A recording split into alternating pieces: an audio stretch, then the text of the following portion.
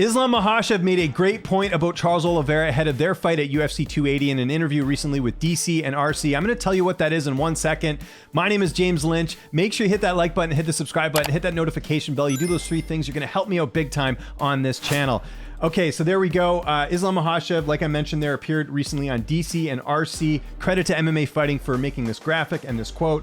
This is a video topic I've been wanting to do for a long time, and with Islam getting this quote here, I figured better late than never, right, to do this topic. But I'm going to read the quote here quickly. Charles Oliveira is very good. He has a win streak. He has beat a lot of tough opponents, which, by the way, let me just stop you right there. Great stuff here from Islam, acknowledging the accomplishments of Charles Oliveira. For me, he says, it's embarrassing when the UFC lightweight champion asks for someone like Nate Diaz or Conor McGregor, who last won like 5 years ago. Nobody remembers when these guys win some fights. He is absolutely correct here. This is an issue I've had for a long time with certain champions wanting to get these big money fights. And look, I mentioned this in the other video I did the other day about how I can understand why Charles wants to get a money fight here, but there's no way in hell Conor McGregor should even be anywhere close to a title shot. He's lost 3 of his last 4 fights, and he's lost them by stoppage. There's no reason for him to get anywhere close to a title shot. The one win he does have against Donald Cerrone has aged very poorly. Cerrone has retired. That fight was at welterweight. I like Conor McGregor as much as the next guy. I think he's good for the sport when he's competing, but he should not be near a title shot, and he should not have even been in talks with fighting Charles Oliveira at this point. And Nate Diaz, obviously he's fighting Khamzat Chimaev now, but you look at the resume here, again, losing to McGregor. He's barely fought. He's got the 1 win over Anthony Pettis, which again is not aged very well. Pettis not in the UFC anymore,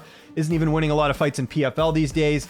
Got finished by Masvidal, lost to Edwards. You know, people fixate on the punch against Edwards. He still lost that fight decisively. Just because you have a big name does not mean you should be getting a title shot next. So Islam is absolutely on the money here. See, people call me biased, but I can agree with Islam when he says certain things, and this is one of those issues that I completely agree. And this isn't the first time we've heard this before. If you remember, it was late last year with Kamaru Usman's team saying that Nick Diaz is next in line. Same sort of thing. Nick Diaz hadn't won a fight in forever. We all know what happened. Diaz ended up fighting Robbie Lawler and, quit midway through the fight and couldn't even complete the matchup. And, again, Team Usman basically saying Nick Diaz beats Robbie Lawler, he can be the #1 contender automatically. This is absolutely nonsense. I actually did a video on this when Nick Diaz did an interview with Brett Okamoto, talking about him, feeling like he deserves a title shot.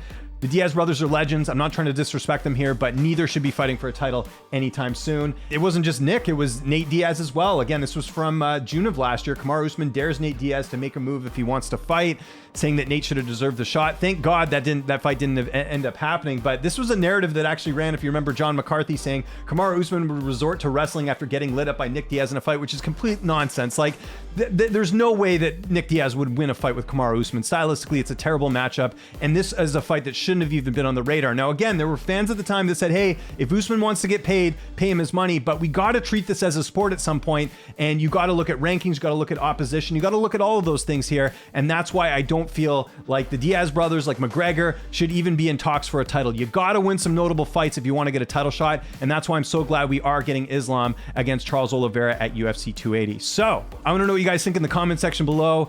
Do you agree with Islam? Do you think it's bad for Oliveira to be calling out a guy like McGregor? Personally, like I said numerous times in this video, I do. There's too many contenders at lightweight for him not to fight legit opposition as opposed to a guy like McGregor. I think McGregor should come back and fight like a Tony Ferguson or someone, that I think would be a fun fight, but isn't a fight that has any sort of title implications. That's where I'm at. Follow me on Twitter and on Instagram at Lynch on Sports. Make sure you subscribe to this YouTube channel, youtube.com/Lynch on Sports. Hit the like button, hit the subscribe button, hit the notification bell. I'm James Lynch. Thanks so much for watching, and I'll see you next time.